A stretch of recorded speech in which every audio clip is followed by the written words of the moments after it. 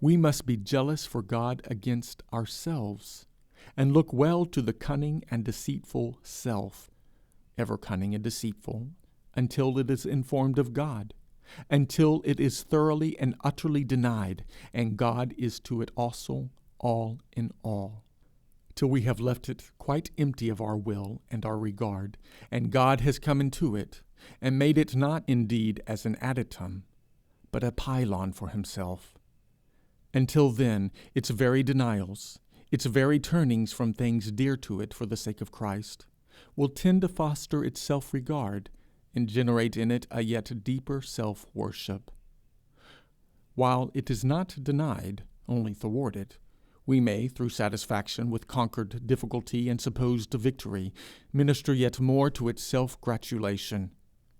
The self, when it finds it cannot have honor, because of its gifts, because of the love lavished upon it, because of its conquest and the golden opinions bought from all sorts of people, will please itself with the thought of its abnegations, of its unselfishness, of its devotion to God, of its forsaking for his sake. It may not call itself, but it will soon feel itself a saint, a superior creature, looking down upon the foolish world and its ways, walking on high above the smoke and stir of this dim spot. All the time dreaming a dream of utter folly, worshipping itself with the more concentration that it has yielded to the approbation of the world and dismissed the regard of others. Even they are no longer necessary to its assurance of its own worths and merits. In 1,000 ways will self delude itself, in 1,000 ways befool its own slavish being. Christ sought not his own, sought not anything but the will of his Father. We have to grow diamond clear, true as the white light of the morning. Hopeless task, were it not that he offers to come himself and dwell in us. I have wondered whether the word of the Lord, "take up his cross," was a phrase in use at the time. When he used it first, he had not yet told them that he would himself be crucified. I can hardly believe this form of execution such a common thing, that the figure of bearing the cross had come into ordinary speech. As the Lord's idea was new to men, so I think was the image in which he embodied it.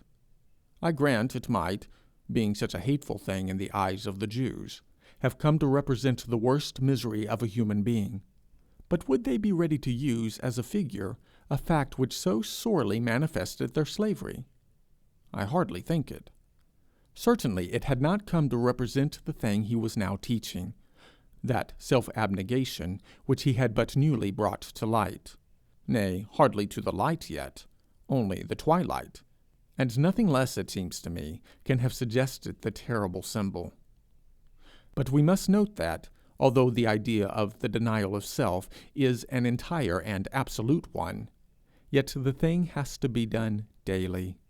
We must keep on denying.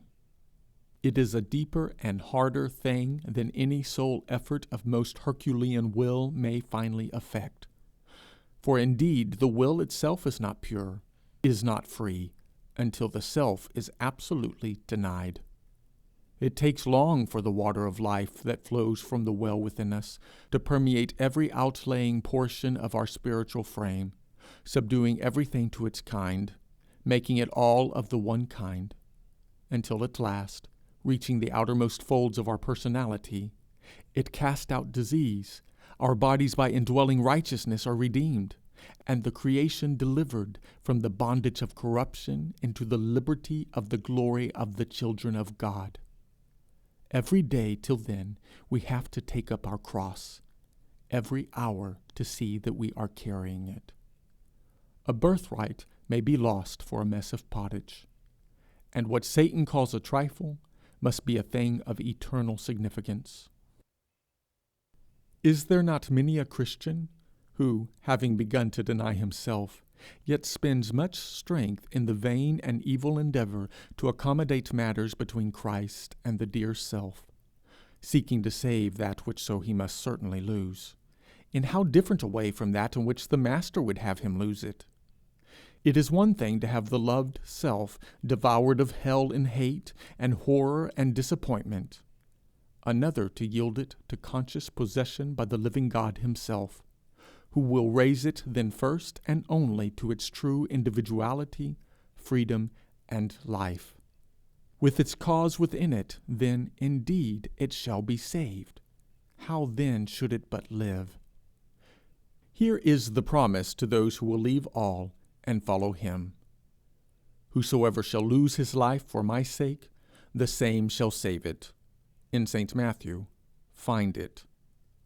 What speech of men or angels will serve to shadow the dimly glorious hope? To lose ourselves in the salvation of God's heart, to be no longer any care to ourselves, but to know God taking divinest care of us, his own. To be and feel just a resting place for the divine love, a branch of the tree of life for the dove to alight upon and fold its wings. To be an open air of love, a thoroughfare for the thoughts of God and all holy creatures. To know oneself by the reflex action of endless brotherly presence, yearning after nothing from any, but ever pouring out love by the natural motion of the Spirit.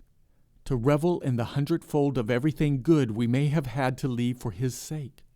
Above all, in the unsought love of those who love us, as we love them, circling us round, bathing us in bliss never reached after, ever received, ever welcomed, altogether and divinely precious.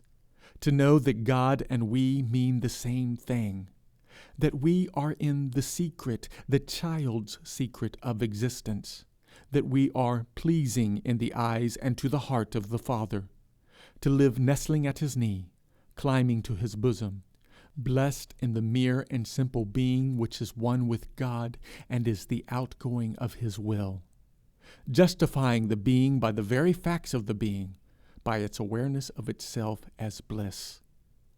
What a self is this to receive again from him for that we left, forsook, refused. We left it paltry, low, mean.